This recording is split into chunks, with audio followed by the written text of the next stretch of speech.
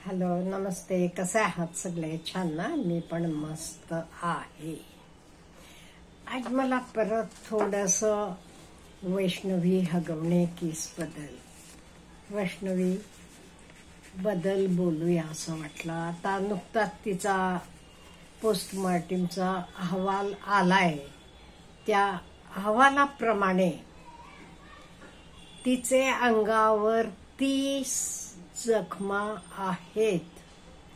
त्यात 15 जखमा मृत्यूचे 24 तासाचे आधीच्या आहेत. म्हणजे तिला मारहाण झाली आणि नंतर तिनं मृत्यूला कवटळले गेले. का मारहाणीमुळे मृत्यू झाली तर अजूनही फायनल व्हायचं आहे. आणि बाकीच्या 15 दिवसाचे आसपासच्या आहेत. सगळं रक्त साखळलेला, जखमा, त्या पोरीनं कसं सहन केलं असेल. आणि पाईपनं मारहाण केलेली आहे. तो पाईप वगैरे पोलिसांनी जप्त केलेला आहे. आणि हे पण म्हटलं जाते तर काही एका माणसानं मारलेलं नाही, 2-3 मिळून तिला मारलेलं असावं. आणि बरेच लोक म्हणतात, इवन मनोज जरंगे पाटील सुद्धा म्हणतात, हे काही आत्महत्या नाहीये, हे आहे तिची हत्या झालेली आहे. बरेच लोकांचं म्हणणं हे आहे. अहो, या मुलीने असं कसं सहन केलं असेल तर वाचून बघून मला मन एवढं हे झालं. आणि तर मारणाऱ्यांना काही वाटलं नाही. अहो, ह्यांना पण मुलगी आहेच की. ह्यांचे मुलीला कोणी असं मारलं तर काय होईल? आणि हे सगळं कशासाठी केलंय? पैशांसाठी. नो डाऊट तिचे वडिलांनी भरपूर दिलेलं आहे.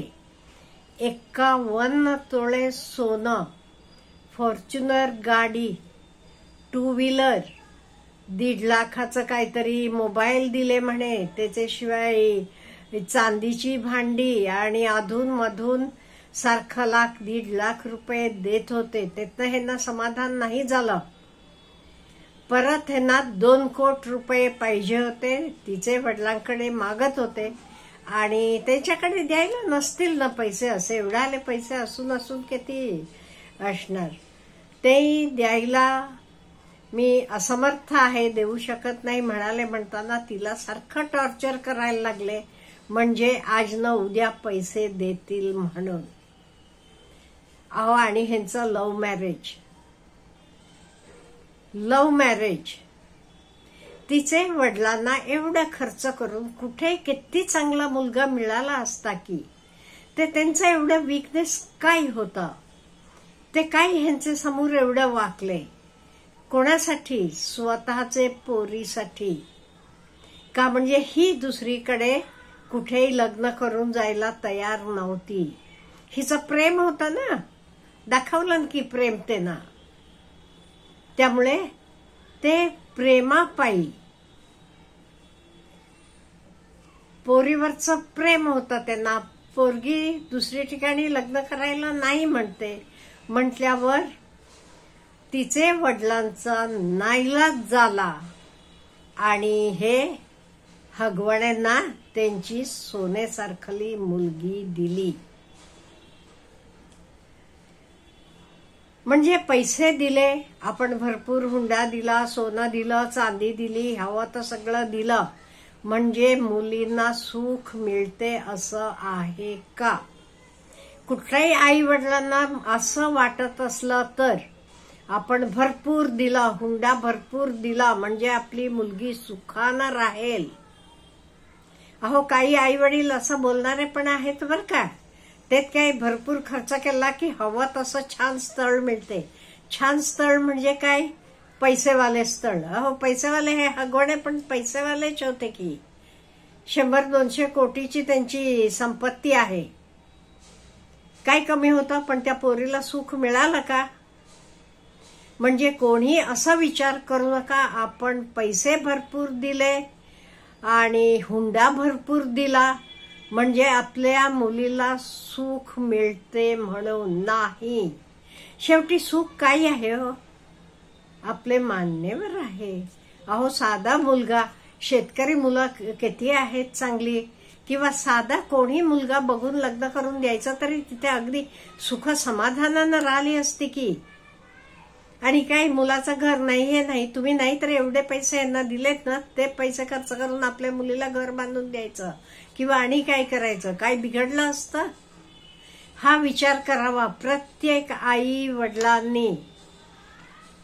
म्हणून मला वाटलं एक व्हिडिओ करूया ह्याच्याबद्दल, प्रत्येक मुलीचे आई वडिलांसाठी. म्हणजे पैसे मोजले, हुंडा दिला, वरदक्षिणा दिली म्हणजे मुलीला सुख मिळते असं नाही. सुख मिळायला आधी मुलगा कसा आहे जरा बघा, त्यांचं घरनं बघा. हे ना बघायला हरकत नव्हती. तिची थोरली जाऊवेला भेटायचं होतं, तिनं सांगितलं असतं की तिला भेटायचं होतं, कसं काय आहे बाई सगळं विचारायचं होतं. पण ह्यांची मुलगीची ह्यांचं वीक पॉइंट ठरली ना. मुलीला दुसरं कुठेही लग्न करायचं नव्हतं, तिला लग्न करायचं होतं ते इथेच ह्याच मुलाबरोबर. त्यामुळे तिचे आई वडिलांचं म्हणजे खसपट्यांचा वीक पॉइंट काय होतं, हे हगवण्यांना मुलगी द्यायला म्हणजे त्यांचा वीक पॉइंट होता त्यांची मुलगी, दुसरा काही नाहीये. त्यामुळे ही समजू शकली नाही ही कशी माणसं आहेत म्हणून. लोकाला सोडा, आपल्या नवऱ्याला तरी तिनं जाणून घ्यायला पाहिजे होतं. खरं प्रेम असणारा माणूस पैसेसाठी असं छळ करेल का मुलीचं? आपण कमवावं, मिळवावं, राहावं छान. काय आहे हल्ली कुठेही काही काम केलं की पैसे मिळत नाही असं नाहीये. आणि जगण्यापुरतं पैसे कोणी मिळवू शकतो. कुठलंही काम करा तुम्ही, तुम्हाला जगायला हवे एवढे पैसे मिळवू शकता. त्याच्यासाठी काही कुठल्या पोरींना असं छळून पैसा मिळावा असं नाहीये. आणि हे एवढं सगळं केलंय त्यांना काही सुख लाभेल असं वाटते? किती राजकारण्यांचा सपोर्ट असू देत, काही असू देत, मला नाही वाटत. त्यामुळे प्रत्येकानं जरा विचार करावा. आपण हातातले फोडासारखं आपले मुलीला मोठं करतो, मग तिला पुढे सुख मिळायला पाहिजे का नाही. आणि मुलीनी पण समजून घ्यायला पाहिजे, मुलीनी पण जरा विचार करायला पाहिजे. अगदी प्रेमात आंधळ होऊ नका. लव्ह इज ब्लाइंड म्हणतात. ब्लाइंड काही नसते. नुसतं लव केलात की तुम्हाला काही मिळते सुख, अमुक तमुक सगळं, किंवा संपत्ती असली तरी सुख मिळत नाही. तुम्ही पैसे मोजलेत, हुंडा दिला तरी तुम्ही सुख विकत घेऊ शकत नाही. हे इथे आपल्याला दिसलेलं आहे. तिचे वडिलांनी एवढे कोटी रुपये खर्च केले, लग्नाला 2 कोटीवर खर्च केलेत म्हणे. बाकी दिलेल्या वस्तूंचं हे वेगळं. काही सुख मिळालं त्यांचे मुलीला? आज डोळ्यातनं पाणी काढत बसलेत. त्यामुळे इथे चुकते, सगळ्यांचंच चुकते. त्यामुळे प्रत्येकानं जरासं शहाणा व्हायला पाहिजे, जरा विचार करायला पाहिजे. पैसा म्हणजे सुख नाहीये. पैसा म्हणजे सुख नाहीये. पैसा दिला म्हणजे आपल्या मुलीला सुख मिळेल. श्रीमंताचे घरी लग्न करून दिलं म्हणजे तिला सुख मिळेल असे बिलकुल विचार तुम्ही डोक्यात ठेवू नका. लग्न करताना मेन मुलगा, नवरा मुलगा कसा आहे बघा. आपण आधी काय बघतो? आपण बघतो त्याचं घर आहे का, अमुक आहे का. एस्पेशली हल्ली आपण बघतो तर आधी त्याचं स्वतःचं घर आहे का, प्रॉपर्टी आहे का, शेती आहे का, अमुक आहे का, तमुक आहे का. हे तुम्ही बघितला नाही तरी चालेल. तो अगदी गुणसंपन्न असला, अगदी कर्तव्यवान असला की तो सगळं काही मिळवेल. त्यामुळे मुलाकडे बघा, मुलाचे गुण बघा, तो कसा आहे बघा.